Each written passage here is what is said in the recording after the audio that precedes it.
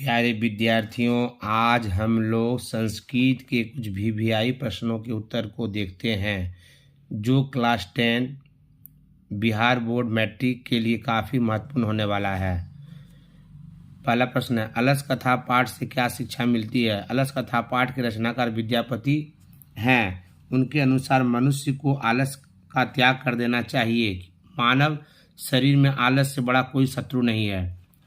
अगला प्रश्न, व्याघ्रपति कथा से क्या शिक्षा मिलती है? व्याघ्रपति कथा के अनुसार व्याघ्रपति कथा के रचनाकार नारायण पंडित हैं। उनके अनुसार हमें कभी भी हिंसक जानवर पर विश्वास नहीं करना चाहिए, साथ ही अत्यधिक लोभ भी नहीं करना चाहिए। अगला प्रश्न, कर्ण एक दानवीर था, कैसे? कर्ण से दानवीरता पाठ के लेखक भास हैं। इस पाठ के अनुसार कर्ण एक महान दानवीर थे। कर्ण को बचपन से ही कवच कुंडल प्राप्त था। कवच कुंडल के रहते हुए कर्ण को कोई मार नहीं सकता था। यह जानते हुए भी वे अपना कवच कुंडल दान कर देते हैं। वेदांग का नाम लिखें। वेदांग की संख्या 6 है। इनके नाम हैं शिक्षा, कल्प, व्याकरण, निरुक्त, छंद, ज्योतिष। नरक के 3 द्वार कौन कौन से हैं? नरक के 3 द्वार हैं काम, क्रोध एवं लोभ। पटना के मुख्य दर्शनीय स्थलों का नाम लिखें। पाटलिपुत्र वैभवम। पाठ के अनुसार पटना के मुख्य दर्शनीय स्थल के नाम कुम्हरार पार्क, पटना संग्रहालय, गोलघर, तख्त श्री हरि मंदिर जी, पटना साहिब, महावीर मंदिर, सदाकत आश्रम, संजय गांधी जैविक उद्यान।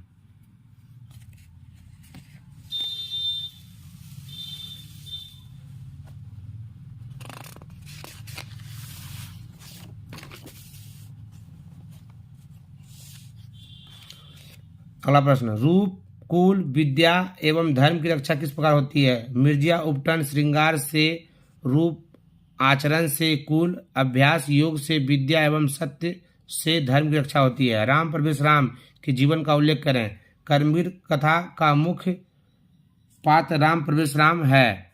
वह एक गरीब छात्र है। शिक्षा के माध्यम से वह अपना लक्ष्य प्राप्त करता है। वे अपने लगन परिश्रम के बल पर केंद्रीय लोक सेवा की परीक्षा में सर्वोच्च स्थान प्राप्त करते हैं। स्वामी दयानंद सरस्वती एक समाज सुधारक थे, कैसे? स्वामी दयानंद सरस्वती एक महान समाज सुधारक थे क्योंकि उन्होंने आर्य समाज की स्थापना किए। भारतीय समाज में व्याप्त कुरीतियों को दूर करने का अथक प्रयास किया। वे विवाह एवं शिक्षा को बढ़ावा दिए। स्वामी दयानंद सरस्वती ने आर्य समाज का स्थापना कब किया था? तो स्वामी दयानंद सरस्वती ने आर्य समाज का स्थापना 1875 ईस्वी में किए थे। अगला प्रश्न, देवव्रत आजीवन ब्रह्मचर्य रहने का निश्चय क्यों लिए? आंसर है, भीष्म पितामह देवव्रत ने आजीवन ब्रह्मचर्य रहने का निश्चय किए क्योंकि उनके पिताजी शांतनु मत्स्यगंधा सत्यवती से विवाह करना चाहते थे। सत्यवती के पिताजी का कहना था कि सत्यवती का पुत्र ही महाराजा शांतनु का उत्तराधिकारी बनेगा। तो अपने पिताजी की खुशी के लिए भीष्म पितामह अर्थात देवव्रत ने आजीवन ब्रह्मचर्य रहने का निश्चय किया। मत्स्यगंधा का अर्थ होता है वह स्त्री जिसके शरीर से हमेशा मछली की गंध आते रहे, है ना। तो सत्यवती जो थी उसके शरीर से हमेशा मछली की गंध आती रहती थी। तो किनके आशीर्वाद से सत्यवती के शरीर से मछली का गंध दूर हो गया? तो आंसर होगा पराशर ऋषि। पराशर ऋषि जो थे उन्हीं के आशीर्वाद से सत्यवती के शरीर से अर्थात मत्स्यगंधा के शरीर से मछली का गंध दूर हो गया। विद्यापति कौन थे? विद्यापति को मैथिल कोकिल के नाम से भी जाना जाता है। वे भगवान शिव के उपासक थे। बिहार के दरभंगा जिला के निवासी थे। अलस कथा पाठ के रचनाकार विद्यापति जी हैं।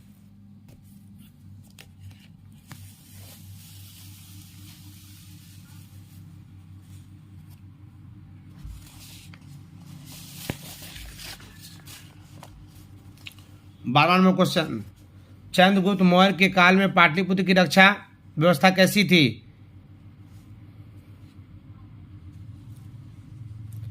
इनके शासनकाल में पाटलिपुत्र लकड़ी की मजबूत दीवारों से घिरा था। चंद्रगुप्त मौर्य के समय पाटलिपुत्र की रक्षा व्यवस्था मजबूत थी। शहर के चारों ओर गहरी खाई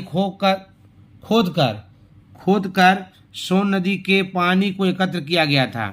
सुरक्षा व्यवस्था के लिए ऐसा किया गया था। वसुधैव कुटुंबकम की अवधारणा क्यों आवश्यक है?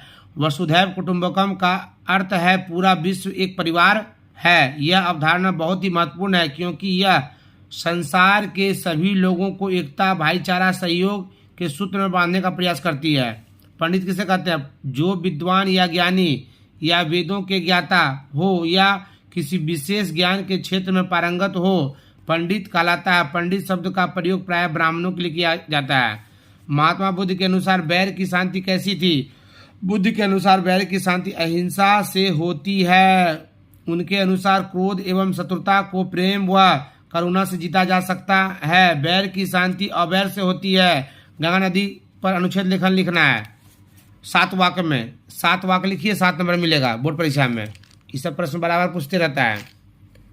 क्वेश्चन है गंगा नदी पर अनुच्छेद लेखन लिखिए। इसका आंसर गंगा अस्माकं जननी वर्तते, गंगा अस्माकं देशस्य पवित्रतमा नदी वर्तते, इयं हिमालयात् निसरति, नदीषु गंगा श्रेष्ठतमा अस्ति, इयं बंगसागरे पतति, गंगा नदी भारतस्य भूमि उर्वरां करोति, गंगा तटे बहूनि नगराणि अपि सन्ति।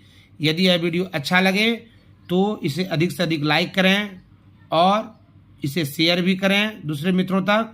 साथ ही साथ मेरे चैनल गौतम ज्ञान बिंदु कटोरिया को अधिक से अधिक सब्सक्राइब करें। जय हिंद, जय भारत, हर हर महादेव, ओम नमः शिवाय।